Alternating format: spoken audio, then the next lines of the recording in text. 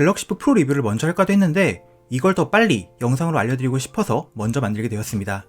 오늘 보여드릴 건 인텔의 새로운 고성능 노트북용 CPU인 i7-11800H를 탑재한 MSI GP66입니다. 11세대 데스크탑용 CPU인 로켓레이크는 또다시 14나노 공정을 사용했지만 이번에 새로 출시한 11세대 타이거레이크 H45는 인텔이 출시한 고성능 CPU 중에서는 처음으로 10나노 공정을 사용했습니다. 타이거레이크 저전형 CPU와 마찬가지로 10나노 슈퍼빈 공정에 윌로우 코브 아키텍처를 사용했죠. 그래서 성능은 어떻냐고요? 어차피 세잔이 최고 아니냐고요? 글쎄요. 일단 영상을 보시죠.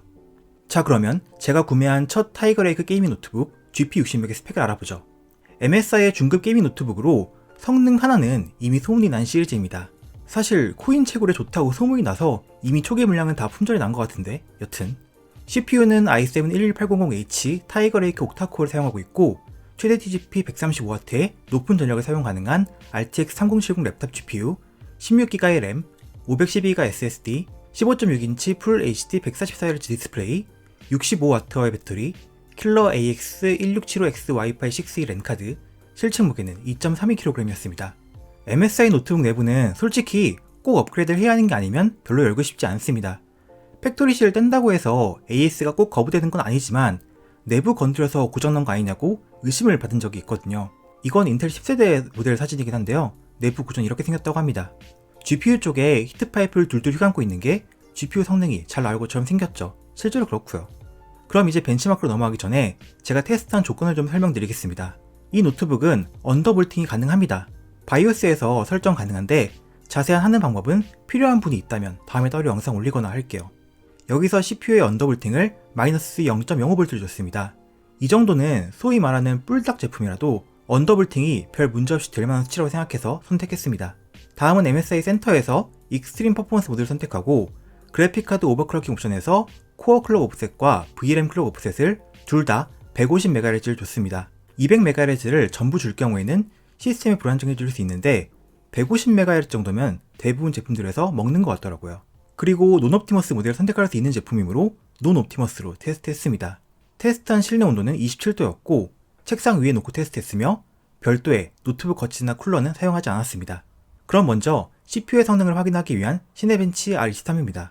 테스트 중 CPU의 전력은 약 75W 내외를 유지하다가 가끔 65W로 떨어지는 모습을 보였으며 CPU의 클럭은 3.8에서 3.9GHz, CPU 패키지 온도는 90도대 초중반 정도를 유지했습니다. GP66이 GPU의 쿨링은 확실한 데 비해서 CPU의 쿨링은 상대적으로 빈약하지만 그래도 시네벤치 테스트가 끝날 때까지 클럭이 떨어지지 않고 75W의 전력을 유지하는 것으로 보아 쿨링은 그렇게 나쁘지 않은 편이었습니다. 설마 제 구독자분들 중에서 온도만 보고 아직도 90도? 역시 인텔은 불판이네 이런 말 하시는 분은 없으시겠죠? 결과적으로 시네벤치 멀티코어 점수는 12882점이 나왔고 싱글코어 점수는 1508점이 나왔습니다. 제피러스 G25의 라이젠 9 5900HS가 시네벤치에서 65W 전력을 유지하고 이것과 거의 비슷한 점수를 냈거든요. 그러니까 아직 세잔이 전성비 면에서는 좀 더 나아 보이지만 인텔이 정말 많이 따라왔습니다. 전세대 인텔 CPU랑은 말도 안 되게 차이가 벌어져 버렸네요. 어쩌면 i7이 아니라 i9이었으면 라이젠이랑 얘기가 역전됐을 수도 있겠네요. 그리고 싱글코어 점수는 타이거레이크가 더 좋습니다. 아주 큰 차이는 아니더라도 여튼 그렇습니다. 긱벤치 5 테스트에서는 점수가 역전되었습니다. 싱글코어 1556, 멀티코어 9295점으로 5900HS는 물론 제피러스 듀오의 5900HX보다도 더 높은 성능을 보여주었습니다. 블렌더 CPU 렌더링 테스트에서는 테스트용으로 많이 사용되는 블렌더 BMW 파일을 CPU 렌더링 하는데 3분 6초가 걸렸습니다. 5900HX와 거의 비슷한 속도를 보여주었습니다. 프리미어 프로에서는 제가 항상 테스트에 사용하는 소니 카메라 4K로 촬영하고 나름 빡센 색 보정을 시행한 4K 시퀀스를 4K 유튜브 프리셋으로 인코딩했을 때 2분 29초가 걸려 제피러스 듀오와 동일한 시간이 걸렸고 G15나 에어로 등 제가 그 전에 테스트했던 노트북보다는 다 빨랐습니다. 하지만 표준화된 프리미어 프로 성능 테스트인 퓨젯 벤치마크 4 프리미어 프로 0.95에서는 총점이 세전을 사용한 제피러스 시리즈보다 모자랐습니다. 그래도 800점 이상의 상당히 높은 점수입니다. 이 테스트가 1000점 기준이 5900X, RTX 3080, 램 64GB를 쓴 데스크탑이거든요. 다음은 그래픽 성능입니다.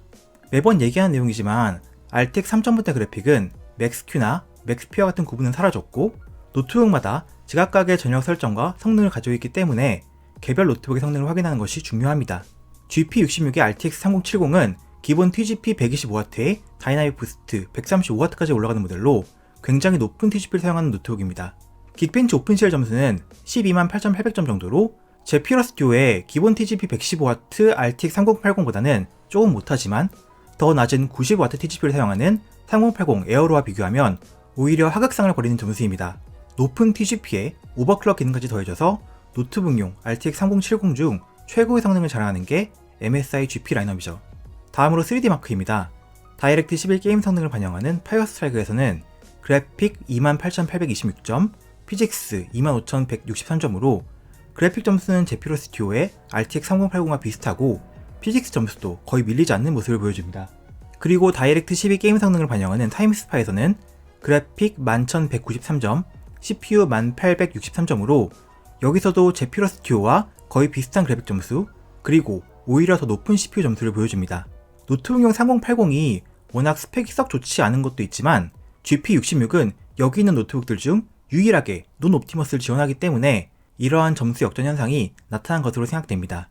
제피러스 듀오나 G15도 G-Sync를 지원하는 외장 모니터 연결하면 더 높은 성능이 나오긴 하는데 여기서 넘어가도록 하겠습니다.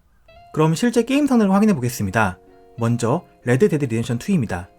기본 상태에서 그래픽 프리셋밤은 최대로 올리고 내장 벤치마크를 돌렸을 때 평균 81.8, 최소 41.6프레임이 나왔습니다.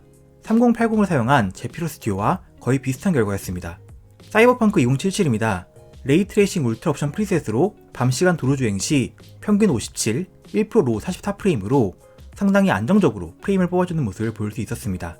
위쳐3에서는 최상호 프리셋 비전2 시 평균 131, 1% 로우 108프레임으로 측정되었습니다. 제피러스 듀오보다 평균 프레임은 다소 낮았지만 1% 로우 프레임은 더 높게 확인되었습니다. 에이펙스 레전드 최상호 훈련장 기준으로 평균 181, 1% 로우 146프레임이 나왔습니다. 여기서는 제피러스 듀오보다는 살짝 낮은 프레임이었지만 그래도 굉장히 높은 프레임이었습니다.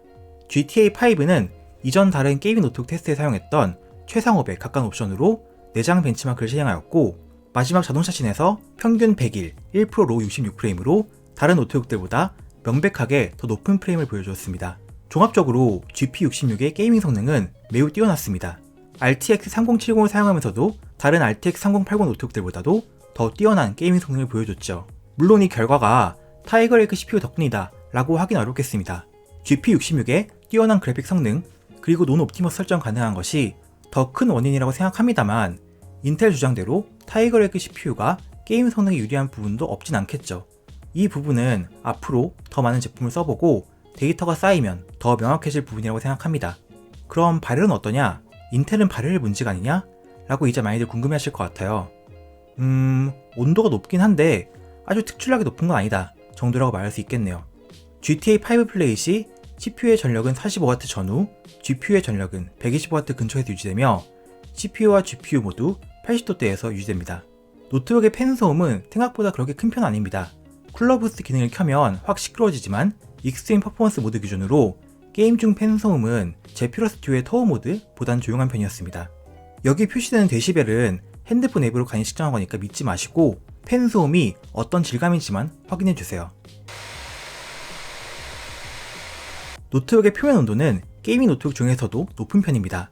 히트파이프가 위치하는 상판의 밑부분은 50도 이상까지 올라가고 키보드 대개 온도도 40도대 중반까지는 올라갑니다. 쿨러 부스트를 켜서 팬 속도를 올리면 온도는 좀 떨어지지만 그럼 팬 소음이 문제가 되죠. 자, 그럼 정리하겠습니다. GP66은 매우 빠른 게이밍 노트북이며 현 시점에서 가성비를 포함 데스크탑을 진정한 의미에서 대체할 수 있는 몇 안 되는 노트북입니다. 인텔 타이거레이크 CPU의 성능은 인텔 10세대의 성능을 아득히 뛰어넘어 버렸으며 라이젠 세잔의 멀티코어 성능을 위협하고 싱글코어 성능은 더 높았습니다. 아직 데이터가 더 쌓여야겠지만 게임 성능은 타이거레이크가 세잔보다 더 좋을 가능성이 높고요. 그리고 랩탑용 RTX 3070의 성능은 데스크탑 RTX 3070에는 많이 못 미칠지라도 데스크탑 RTX 2080에 가까운 성능을 보여줍니다. 물론 타이거레이크의 전성비는 아직 세잔보단 떨어지고 그건 결국 발열에서는 자유롭지 못할 수 있다는 말이 되겠습니다만 적어도 인텔이 가까운 시일 내에 절대 죽진 않겠구나 싶은 생각이 들었던 결과였습니다. 하지만 말이죠. 이 노트북이 성능이 얼마나 좋든 상관없이 저는 GP66을 제 메인 노트북으로 사용하고 싶은 생각은 별로 없습니다. 그 이유는 여러 가지 있는데 뭐 기계의 완성도나 무게, 포트, 그리고 제가 이번 영상에서 따로 언급을 안 했던 배터리 등이 원인이 되겠습니다. 그 부분에 자세한 내용은 별도로 리뷰를 만들려고 하니까 그쪽 영상도 기대해주세요.